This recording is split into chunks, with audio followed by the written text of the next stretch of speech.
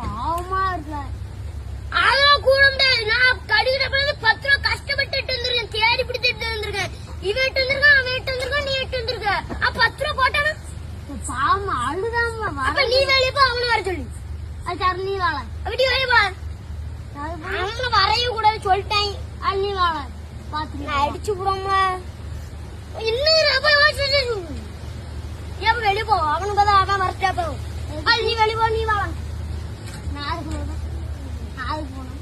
அப்ப நீ தானே அவனு வர சொல்லுத, அவங்கள கிடையவே கிடையாது.